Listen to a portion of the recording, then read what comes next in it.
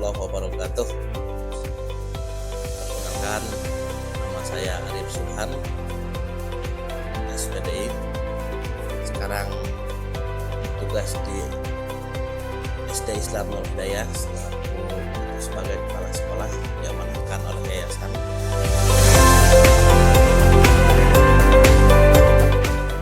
Kita menerapkan dengan visi mencerdaskan kehidupan siswa dan guru yang berakidah Islami, berprestasi akademik, berpikir kritis, terampil, sehat dan berwawasan global. Terakhir, kita tetap mencinta tanah air.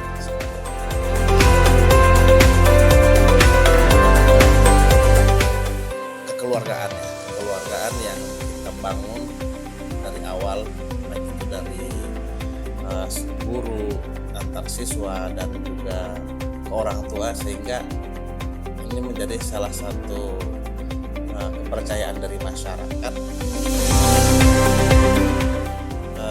Dari ekskul MTQ ini selalu kita mendapatkan perbedaan dari sekolah-sekolah lain dalam segi prestasi. Terjangkau untuk biayanya, tapi kegiatan kita itu sangat padat. Melihat komparasi beberapa sekolah yang lain dengan kegiatan yang sepadat itu luar biasa. Di pentas PAI di tahun 2016 sampai sekarang ya, di bidang agama untuk siswa ya. Untuk siswa alhamdulillah prestasi yang benar-benar mengganggarkan. Lomba Indacil pada saat itu kita mewakili Kota Depok untuk provinsi.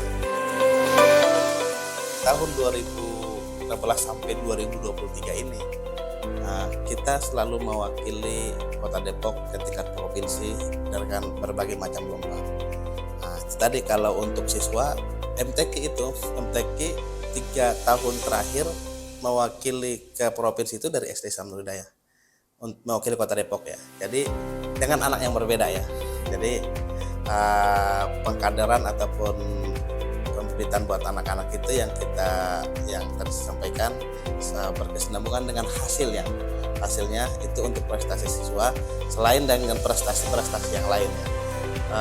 Dan selanjutnya lagi prestasi di sains siswa yang belum pernah kita sampai ke tingkat provinsi ya, baru tahun ini alhamdulillah 2023 baru sampai tingkat provinsi kita untuk sains yang IPA ya. 2019 itu memang kebetulan tuan rumah Indonesia masyarakat Bandung yang itu ada di ekskul karate itu kita raih juara 2 dengan ASEAN dan kebetulan dilaksanakannya di Bandung, itu di karate. Kerjasama dengan teman-teman guru di 2 tahun terakhir kita selalu didapatkan sekolah sehat ya untuk Kota Depok ya. Kalau di tahun 2023 kita meraih juara 2 Kota Depok. Nah 2019 juga kita ikutin juara ketiga untuk sekolah ya, untuk secara sekolahnya. Dan juga kita mungkin tidak terlalu banyak orang yang tahu dengan Adiwiyata ya. Adiwiyata itu sekolah Adiwiyata, sekolah yang ramah lingkungan, yang hijau dan nyaman, dan juga pengelolaan sampahnya yang baik. Alhamdulillah sebenarnya kita sudah mencapai Adiwiyata nasional. Adiwiyata adalah sekolah-sekolah yang sangat peduli dengan lingkungan, sangat peduli dengan kenyamanan siswa dan sebagainya. Ya, yang terbaru di tahun 2023 ini juga salah satu guru kita namanya Bu Haja Farida mewakili Kota Depok untuk tingkat provinsi lomba tenis meja. Dinas Pendidikan mengadakan lomba guru inspirasi ya. Lomba guru inspirasi dan kepala sekolah inspirasi 2021 2022 2022 2023. Alhamdulillah untuk di Kecamatan Bojongsari itu meraih juara 1. 2001 2002 itu Ibu Saptiti Puji Lesareni mewakili Bojongsari ke tingkat kota juga. Untuk kita itu dilaksanakan di Puncak ya, untuk tingkat kotanya. Sekarang jalan itu Bu Yunita Septiani juga mewakili Bojongsari juga ke tingkat kota. Nah, setara sekolah se-Bojongsari yang mewakili yaitu 2 tahun berturut-turut dari SD Islam Hidayah integratif. Itu yang dilaksanakan resmi oleh Dinas Pendidikan, bukan dari lembaga-lembaga lainnya. Dan alhamdulillah 2 tahun terakhir itu diwakili oleh SD Islam Hidayah. Dan juga lagi-lagi guru penggerak yang sudah lulus ya, salah satunya ya dari SD Islam Hidayah. Lagi Bu Yunita tadi udah lulus, itu juga salah satu prestasi ya bagi guru-guru yang sudah lulus sebagai guru penggerak. Nah, kita tahu kalau guru penggerak itu apalagi di negeri ya, itu adalah salah satu referensi yang kuat untuk menjadi seorang kepala sekolah. Untuk prestasi guru yang lain ya ada lagi Bu Sapti Tripuji Lestarani, itu adalah salah satu pengurus ataupun pelatih pramuka nasional. Kalau di cabang beliau di Warcap sebagai pengurus ya. Makanya ada sering diminta untuk melatih pramuka. Dan yang terakhir kemarin yang pesertanya seluruh kepala sekolah swasta. Nah, materinya salah satunya Bu ini. Jadi pesertanya kepala sekolah. Jadi materinya itu Bu Sabti Tripuji Lestarani tersebut. Dan banyak lagi ya kalau guru-guru yang lain yang punya prestasi-prestasi. Jadi itu yang saya sampaikan itu adalah itu yang resmi ataupun yang dilaksanakan oleh Dinas Pendidikan. Kan kita jalur koordinasinya adalah dari Dinas Pendidikan. Ada Bapak Ibu guru yang lain juga pasti punya prestasi-prestasi juga.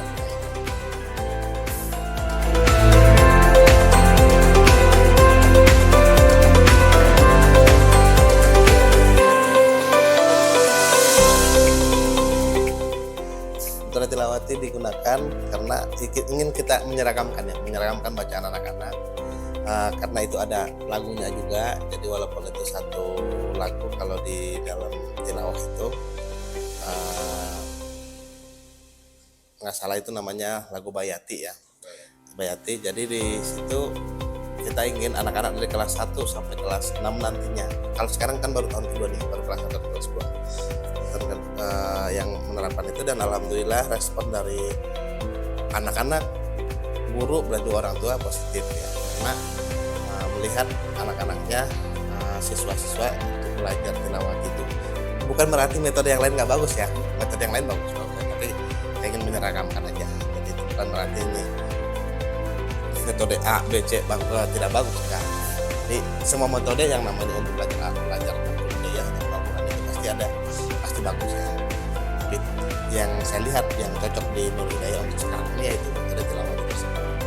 Itu yang sedang berjalan. Dan ya ada lagunya. Kayak ada kita baca itu kan ada nadanya. Anak lebih mudah menghafalnya, dan juga tidak ada kita anak yang tertinggal jauh. Anak ini sudah level 3 nih. Nah, tapi kalau mereka masih di kelas yang sama, kelas 1 berarti level 1 dulu.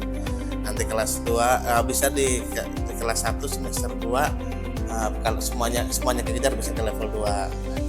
Jadi lulus kelas 4 itu nanti mereka sudah selesai dengan harapannya. Dari beberapa harapannya udah bisa benar-benar Al-Qurannya sudah ya, harapannya seperti itu. Itu tapi dengan yang sering terjadi kita itu di dalam satu kelas ada si A sudah sampai level 4, yang si B masih level 1. Nah itu kan masih belum. Jadi ini kita harus giring anak kita biar secepat mungkin biar bareng-bareng selesaikan. Itu untuk agar berjalan. Kelas 1 sampai kelas 6 kita sudah menerapkan kurikulum Merdeka, dan harapannya guru-gurunya juga akan lebih sering dilakukan diberikan pembinaan biar mereka juga punya kompetensi yang layak, punya kompetensi yang baik untuk diterapkan kepada atau diajarkan kepada anak-anak atau siswa. Jadi bahkan tapi ini bukan di tahun ini sebenarnya, kalau program rencana bukan di tahun ini, ada wacana itu nanti di tahun selanjutnya ada nanti kelas itu, kelas khusus rencana itu kelas tahfiz.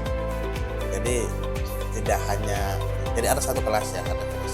Kalau kita berbicara di SMP, kayak contoh ini SMP, ada SMP salah satu SMP negeri di Tangsel ya, itu ada kelas olahraga, ada kelas ini. Jadi saya juga ada rencana, tapi harus benar-benar saya belum saya godok kurikulumnya seperti apa. Itu untuk ya kelas habis. Jadi ada satu kelas. Memang dari awal masuk orang tua, diskusi dengan orang tua dan sebagainya. Suka anak mereka itu kalau harus ada kuesioner juga yang harus mereka isi benar mau kelas tersebut. Tapi lagi-lagi ini baru wacana ya, belum program ya sebenarnya belum ke program, baru wacana kita untuk ke depan. Secara ini ngelihat 6 tahun di SD ya, kalau dibuat khusus kelas tahfiz selama 6 tahun itu ya mungkin tidak hanya satu juz yang mereka hafal gitu, bisa mencapai 10, 15 bahkan 20 juz, bahkan bisa khatam gitu kan. Tapi lagi-lagi banyak hal yang harus dipersiapkan dari tenaga pengajarnya, kurikulumnya seperti apa, dan itu sebenarnya belum tahun ini, masih ingin didiskusikan. Amin. Para guru-guru jangan pernah bosan untuk belajar ya.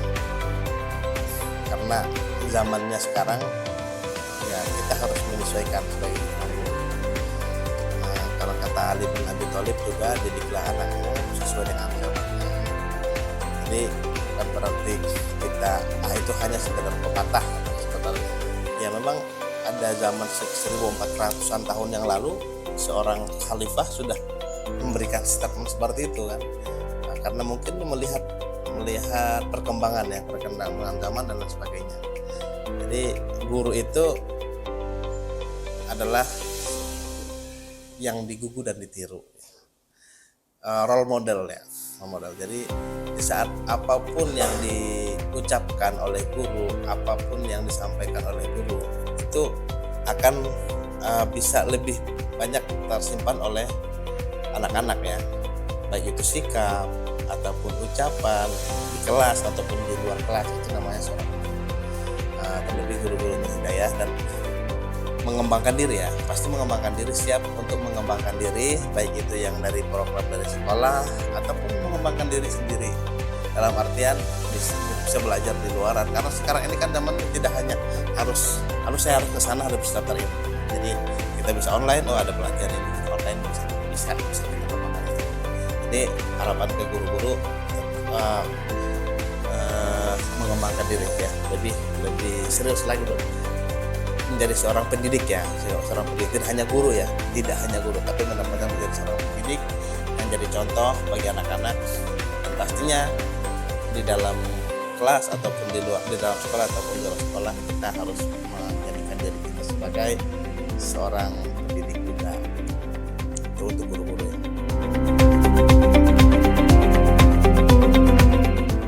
Mau sepintar apapun kita, memang mau kita belajar dengan serius dan juga sepintar apapun kita, tapi tetap kita utamakan adab itu. Karena sesuai dengan disampaikan Rasul juga, al-adabu fawqal ilmi, akhlak itu atau adab itu di atas ilmu. Mau sepintar apapun tetap adab yang lebih penting. Jadi untuk siswa-siswi SD Islam Nur Hidayah, harapannya tetaplah rajin belajar, tapi tetap jangan lupakan adab kita bagi kepada orang tua, kepada guru, dan juga kepada teman. Nah, tantangan yang akan kalian hadapi ke depan jauh lebih berat dari tantangan Bapak Ibu sekarang. Wali murid, ayah bunda semuanya ya, para orang tua, kita ayo bersama-sama, ayo berkolaborasi dalam mendidik anak-anak.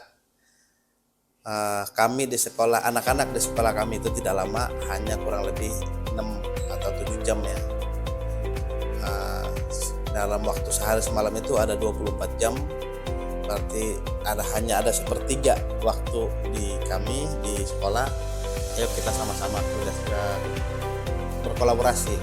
Hal apapun yang terjadi atau informasi apa yang terjadi didapatkan oleh para orang tua, tetap berkomunikasi dengan sekolah. Informasi yang dari anaknya, informasi dari tetangganya, dan sebagainya, tetap koordinasi dan komunikasi ke pihak sekolah. Karena kejadian itu, apapun kejadian yang terjadi adalah itu berada di sekolah, pastinya yang lebih tahu adalah pihak sekolah. Itu yang kedua, terkait dengan pembelajaran. Ya, pembelajaran, ayo kita bersinergi dalam hal meningkatkan gairah atau semangat anak-anak untuk belajar. Jangan kita berikan tekanan kepada anak-anak, jangan kita bukan anak-anak, kita berikan mereka kenyamanan mungkin untuk belajar. Jadi tuntutan zaman dulu seperti yang tuntutan harus bisa ini, harus juara ini, juara itu. Jangan seperti itu lagi untuk sekarang. Kita melihat, kita menyesuaikan kebutuhan atau kemampuan dari anak-anak kita. Kita hanya mengarahkan dan membimbing biar bisa lebih baik untuk anak-anak ke depan.